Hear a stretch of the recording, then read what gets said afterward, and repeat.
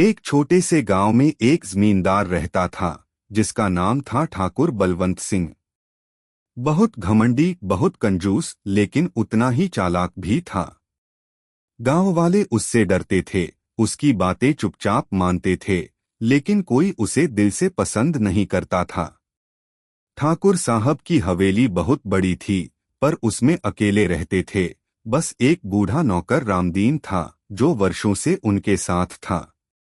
एक दिन ठाकुर साहब को न जाने क्या सूझी, उन्होंने पूरे गांव में ऐलान करवा दिया कि आने वाले रविवार को उनकी हवेली में एक बड़ी दावत होगी, चिकन बिरयानी की दावत। यह सुनते ही गांव में खलबली मच गई।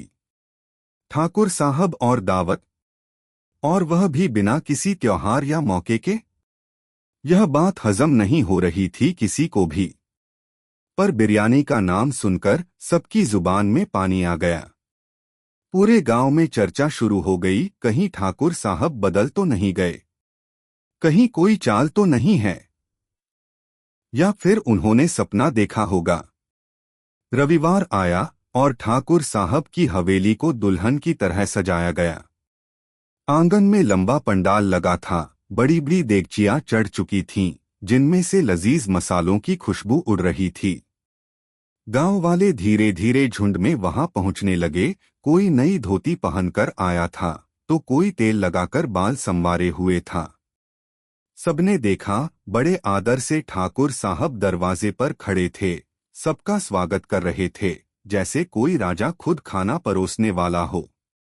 लोग हैरान थे, पर बिरयानी की खुशबू से मन का डर कहीं छुप गया। खाना परोसा गया। चावल, मसाले, खुशबू, और उस पर सोने पे सुहागा बड़ा सा चिकन का टुकड़ा। सबने पहला निवाला लिया और सब चुप। फिर एक ने दूसरा निवाला लिया और आंखें चौड़ी हो गईं। तीसरे ने तीसरा निवाला लिया और मुंह से एक अजीब सी आवाज निकली, हुआ।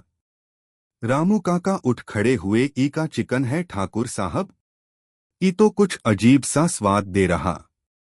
ठाकुर हंसते हुए बोले, अरे देसी मुर्गा है, स्वाद अलग होगा ही। लेकिन कुछ था जो गड़बड़ लग रहा था। बिरयानी का स्वाद जितना लाजवाब लग रहा था, उतना ही अजीब भी था, जैसे कोई मसाला छुपा हो, कोई राज। तभी गांव के एक लड़के छोटू ने पूछा, ठाकुर साहब मुर्गा कहाँ से लाए?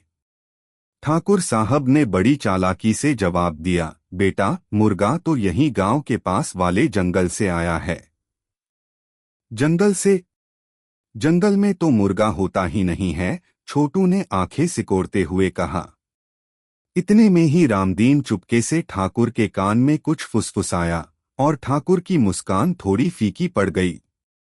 गांव के मास्टर जी, जो थोड़े समझदार और पढ़े लिखे थे, चुपचाप रसोई की तरफ बढ़े।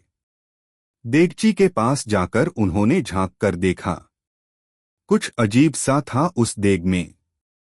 उन्हें कुछ शक हुआ।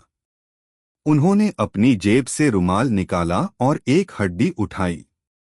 गौर से देखा और फिर उनकी चीख निकल गई। ठाकुर साहब, ये मुर्गा नहीं है, ये तो कुछ और है। सब लोग डर के मारे उठ खड़े हुए।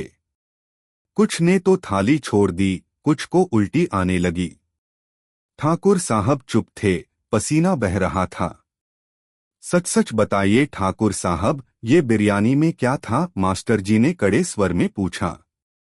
ठाकुर साहब ने गला साफ किया और बोले, देखिए, दरअसल बात ऐसी है कि असली मुर्गे तो बहुत महंगे हो गए हैं। मैं तो बस एक नई चीज ट्राई कर रहा था। क्या? भीड़ ने एक साथ पूछा। वो जंगल में एक पक्षी मिला था, बड़ा और अजीब सा। रामदीन ने कहा कि खाया जा सकता है, तो वही बना दिया। कौन सा पक्षी? मास्टर जी ने पूछा। रामदीन घबराया हुआ बोला, साहब वो तो उल्लू था।